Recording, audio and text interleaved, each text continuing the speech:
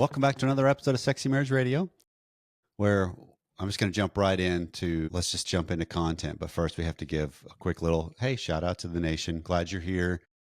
We want to hear from you. 214-702-9565 or feedback@sexymarriageradio.com. All the emails that come in, we answer or they become part of the show. And then we also have an opportunity for anybody that wants a little more detail as far as their specific situation. Email us and we can get you on the show and we can have a conversation and you'll get the help and the nation will get the help. Yeah, that'd be fabulous. And it creates win-wins is the entire hope of everything that we're doing here. Yeah. And so today on the regular version, we're jumping into an email that came in from a husband that he feels like he does a bulk of the initiating. She does the bulk of accepting or rejecting said initiations, which then means he's trying to figure out how does he do this? How does he solve this puzzle, quote unquote? Either is it better through asking or is it better through just making moves? And so he's curious. Our thoughts. Okay. All right. And so in the regular version, we're going to answer both sides of the equation. For the husband, who's going to be the quote unquote higher desire in this scenario, and then the wife who will be the lower desire in this scenario. So it's going to be applicable to both genders, but we're going to use husband, wife to play those different roles. And then the extended content today, which is deeper, longer, and there's no ads. You can subscribe at smr.fm/academy. We're going to walk through a little more detailed, what can a couple do that finds themselves in this kind of a pattern?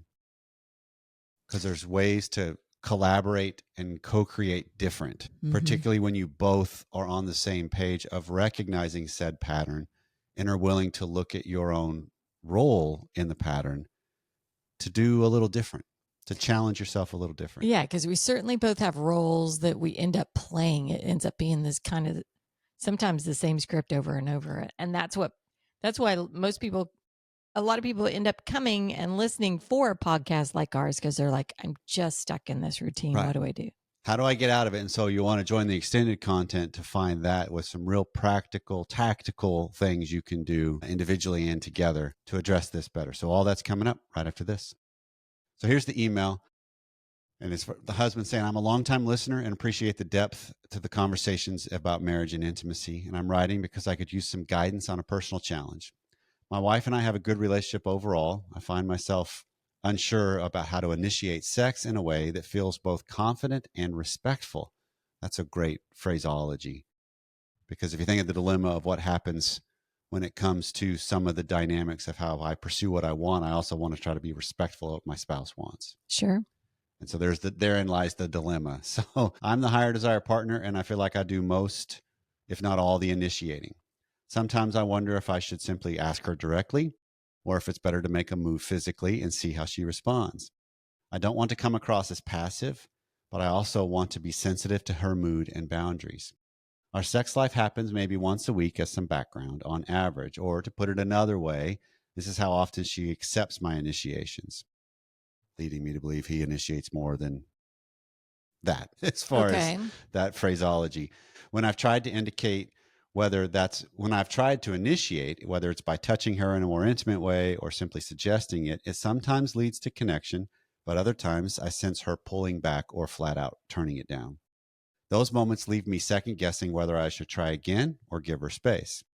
I'd like to find a way of initiating that feels inviting for her and confident for me without it turning into such a high stakes moment. I realize this might be as much about my own fear of rejection as it is about her preferences. I'd love to hear your thoughts on how a husband can approach initiating sex in a way that fosters connection rather than pressure, especially in a long-term marriage where our patterns get pretty set. We're all ears. Thanks. That last phrase there, fosters connection rather than pressure. I'm just thinking, well, there's always going to be the pressure, right? I don't know if the pressure goes away. And maybe that's part of what makes it exciting a little bit, or can. Anyway, that phrase just caught me. No, well, I think the terminology he's using is important here because some of this is going to be a both and. If you think about what part? The idea of I want to create something that fosters the possibility of the connection, and you don't get the possibility of it not including pressure. That's the both and. It's not an either or. It's very unlikely we have opportunities to be able to present something that truly is devoid of another thing attached to it because of the maps we have in marriage and the way the dynamic unfolds, that it creates a lot of this dilemma that carries with it multiple meanings and multiple messages. And so the patterns get ingrained. And this is what I like about the email is he's asking, how do we address this pattern better? Because if you go way back in the archives, one of the very first episodes we did in Sexy Marriage Radio was, should I ask or should I initiate? And back then I said, as a higher desire spouse, don't ask, just make moves. Because when you pose it as a question, you increase the likelihood it just becomes a no. Okay.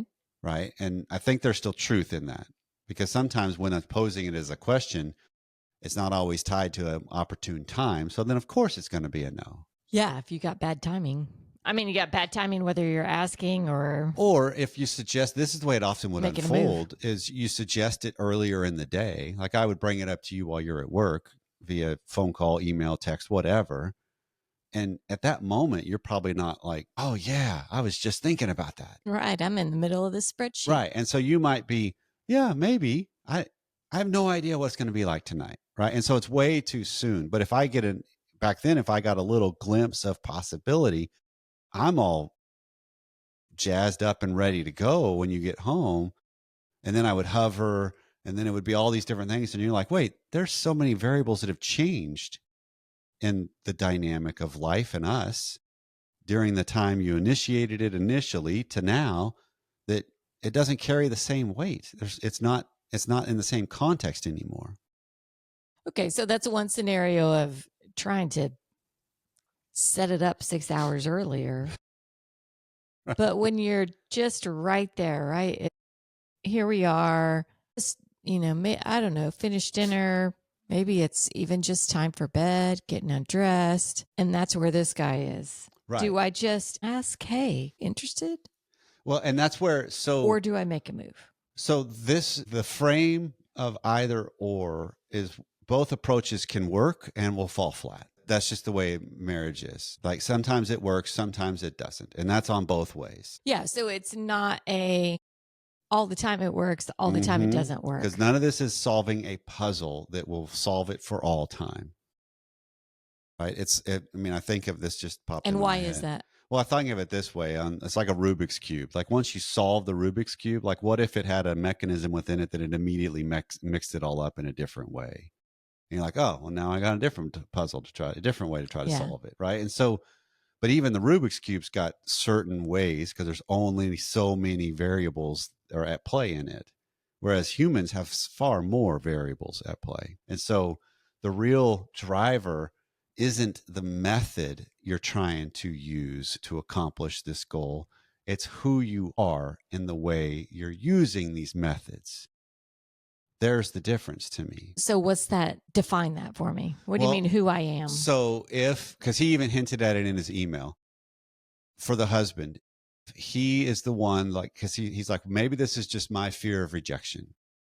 Maybe this is, what am I doing that could be creating that scenario? And think of our 32 years together when I've addressed or brought up our sex life or initiated something sexually with you, where there was a different kind of a feeling rather than a boldness and confidence. Mm-hmm.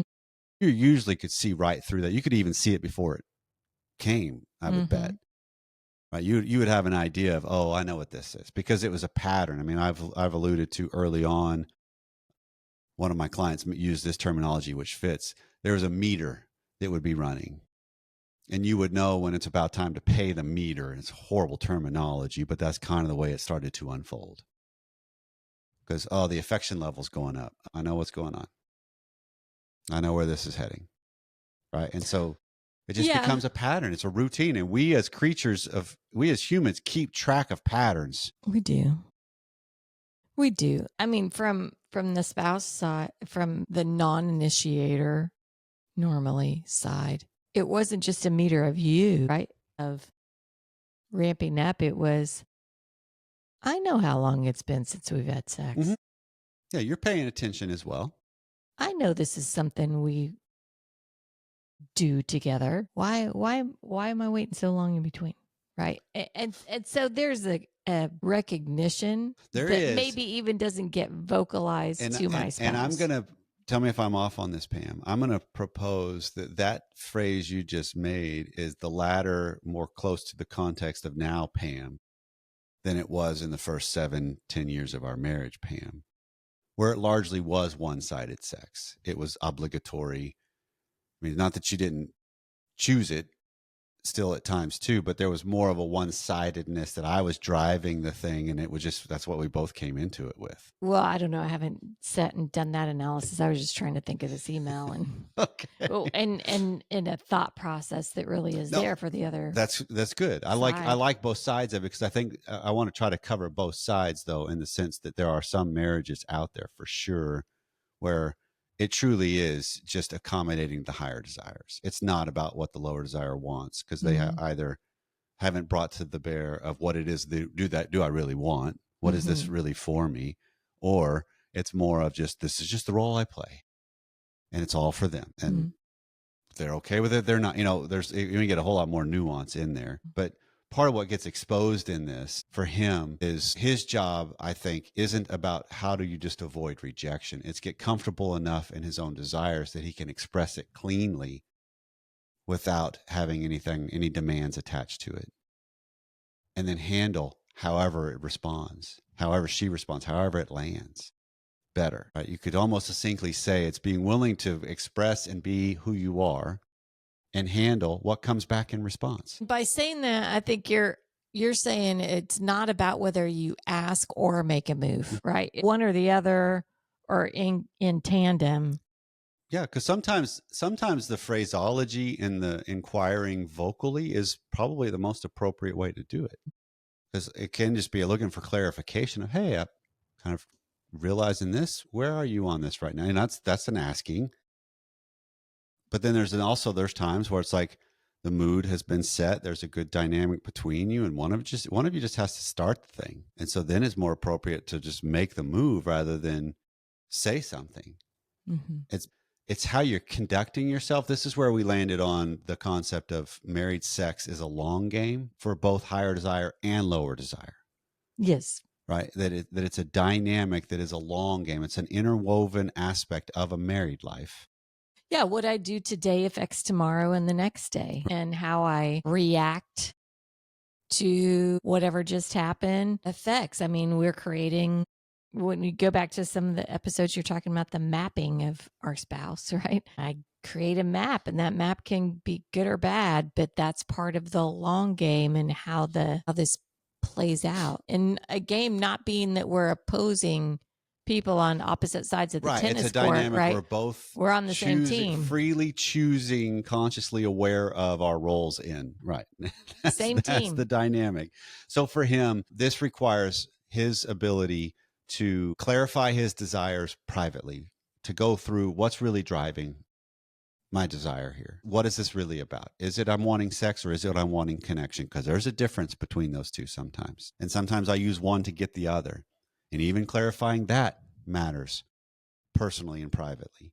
So then I can clean up what it is I do with it accordingly. Rather than, I think a lot of times higher desires make moves just blindly. They haven't asked themselves the deeper questions of what's really motivating this. Is it as I'm just as horny as can be? Or is it, no, I really enjoy the sweetness of what this can be? And then be honest. What percentage of what is it? Because it's likely not an either or. I think there's always complexity in there. Okay. And then he can also lead with his presence, not a performance or the right move. That's that concept of be better at being around her and engaging more in a variety of different ways with your presence to basically raise the floor of the connection already. I think we did a show a while back called Foreplay for Foreplay. And it's that idea of how do you maintain and cultivate a deeper connection. It's not of the erotic. It's just a connectedness. It's an affectionate. It's a adoration, it's a respect, it's a friendliness, there's a vibe there when you're kind of just getting along with a lot of other things, not just roles. You're getting along with as people. And that's by your presence.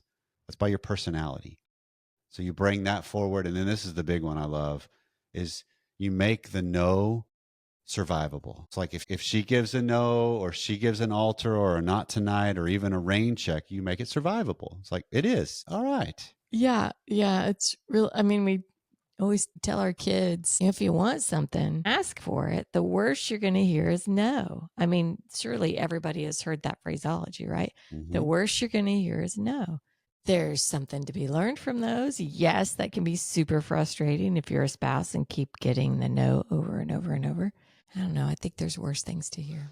Yes. And then the last thing for him before we switch to what's some of the wife's role in this dynamic, or the lower desire spouse's role in helping co-create or cultivate this dynamic. But the last one for him, and I think this works for her too, so this is kind of a good segue, is don't overread every response or every initiation. Mm-hmm. Right? Because we get so ingrained in maps of, well, she shot that down, so therefore, and we can catastrophize this. I am well aware of this dynamic from early in my marriage with you. Mm-hmm. I can catastrophize the slightest, rebuffing of me, and I'd be like shame caving it, Sure. rather than, hold on a second. That's the joke I say whenever I'm speaking, that sometimes your avoiding of an initiation of me by me was a good judgment because we were at target. And it's really not good to act on in that moment. Yeah. Right. And so that's good judgment. But but there's still an element of looking at it as, hey, wait, that's just that initiation was not accepted. Okay. I need to make it survivable. And then I also need to not read more into it. I could have done everything well and been really engaged and really in tune and really present. And there's just something else going on with you that has little to do with me. But we can so easily internalize that and make it all about, well, how do I solve this problem? Because that's where we get in this dilemma that as long as I think of it that way, it keeps me stuck. That, I didn't do it right. Right? No, sometimes just things don't align. That's just the way it goes. Well, in the long game, comment, if you are feeling stuck or you're acting poorly or immaturely or taking the no bad, man, that's just not inviting. That's not making me think sexual thoughts about you going forward. Perfect. Right? That's good. And so here's a good segue then for what's the lower desire spouses, or in this context, the wife. So that's why we'll keep it using that terminology, because things are co-created or colluded to continue to happen in marriage. That's the way these dynamics get ingrained, is we both make it happen.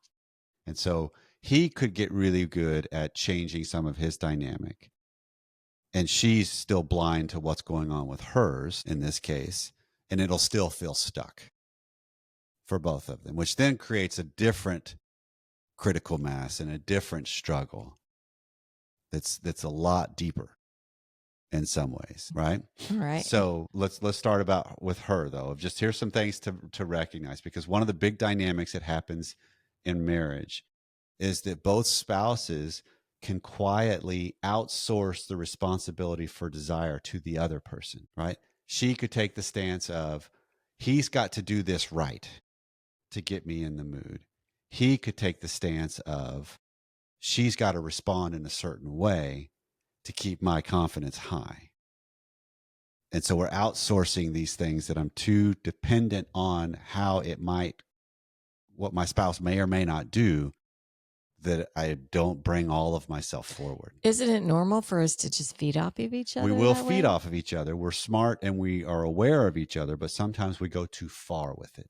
Okay. This is where I've heard clients in my office would talk about, yeah, but you didn't, and then fill in the blank, as if that would have solved the dilemma in that moment, when in reality, I don't know if it would have, from the little bit of information I had about the couple. I mean, can you actually provide an example of what you're talking about there to help just kind of clarify?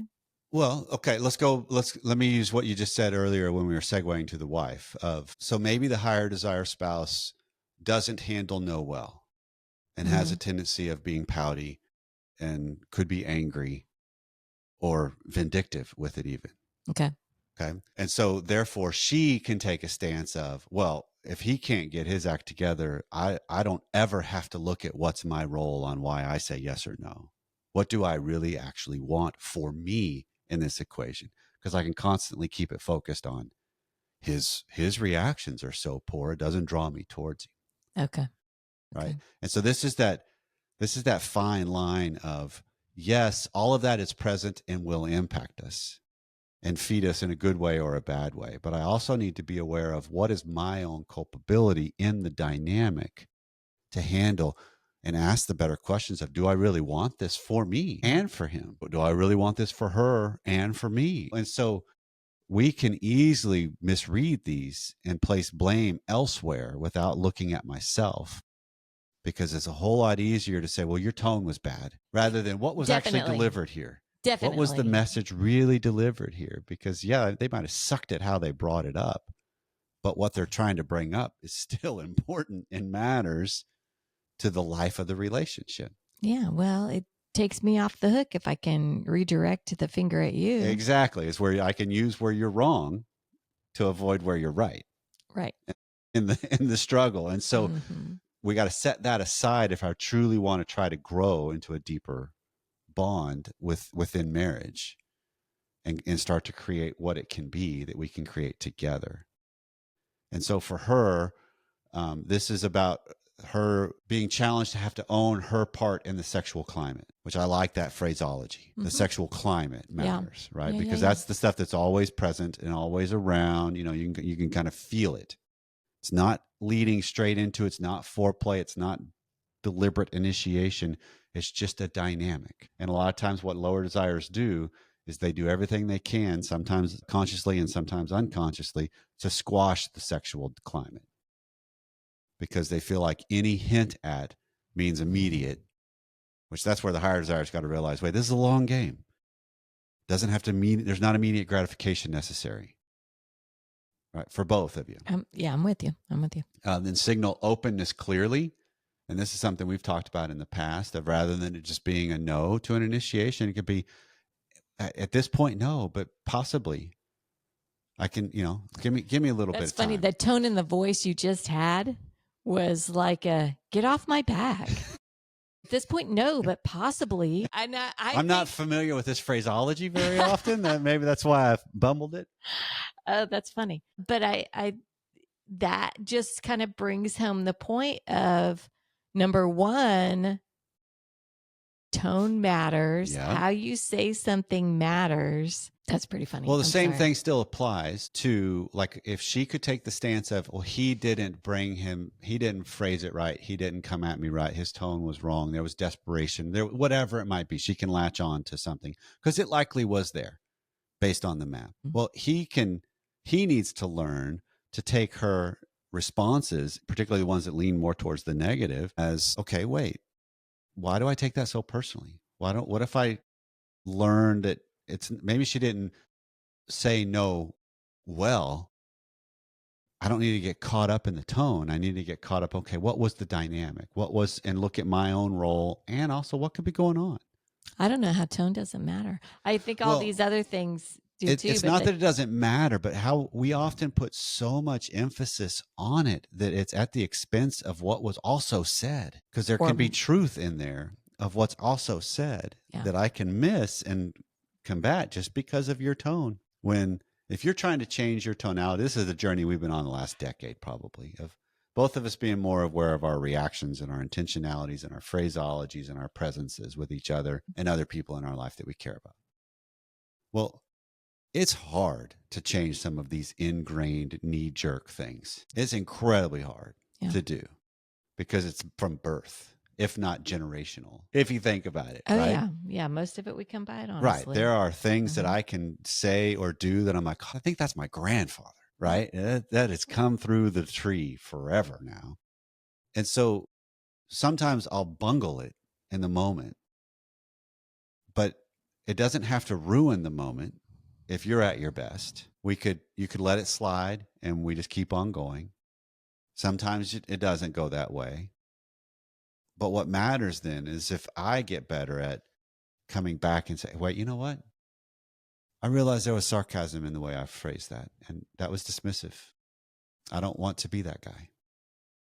That's a chance to be remapped, but it still takes a while to update those maps. Because when we make sexual overtures, a lot of times it does feel like a high wire act. Because I'm kind of putting myself out there in a way that I really want to be accepted and received well. And I'm scared.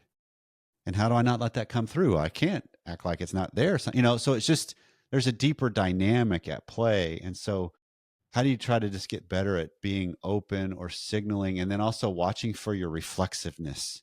This is for her. Because sometimes it's just a reflexive no, or not right now, or get off me, or sliding away, all these subtleties that I'm not even aware of. And so just how do you get better examining your own self in the dynamic? Because sometimes touch, tell me if I'm off on this as a representative lower desire of our conversation, Pam. Sometimes a touch and then the response therein, like if I come up to you and I put my hand on your shoulder, you could read that as this is the old map. I know where this is heading. And it's just a reflexive glance away to get it off your shoulder. I could. Is there a question there? Well, is that possible that happens? Can you think of times where it's like, oh, and you start reading into, what this is tied to. Here we go again, whatever it might be, because of the dynamic, which that's a reflection thing. That's a reflexive action. And so being aware of that is important to help settle yourself down and see, okay, wait, this could be a great opportunity for affection and connection right now. And if he wants it to go further, I can always say no if I don't want it to go any further. It's okay. Yeah, I think you're spot on. Rather than really being preemptive. Yeah. Right. Because I think sometimes it gets preemptive. I can't even give any hint because then I'm going to have to say no. Yeah, I don't think you're wrong there. Okay. That is a valid train of thought that has gone through the brain over here in this chair. Yeah. Yeah. Okay. Both of and then the last one for her is, how does the lower desire spouse get more comfortable with letting themselves feel desired? Because that can lend itself to feeling objectified. That's sometimes how it starts. And then that's hard to get out of the ingrained. It is. How many of the lower desires are actually working on it, right? How many of them are actually listening to this podcast? How many of them are actually, they're probably spending their time on the things that they are the higher desire on. And that's just the reality of what we do as humans. Right. But it's seeing these both play a role. And that's where I want to kind of land the conversation as far as this. And then we'll segue here in just a second into, now, what do you do as a couple? What are some strategies as a couple you can do together? Because obviously we each play a part, and I need to be more aware and in tune, and then more integrated in my part. That's where we've talked about higher desire, lower desire exists. Just play your role better. That's what matters, because the other holds the other hostage. One side holds the other hostage at times, and that comes with the territory.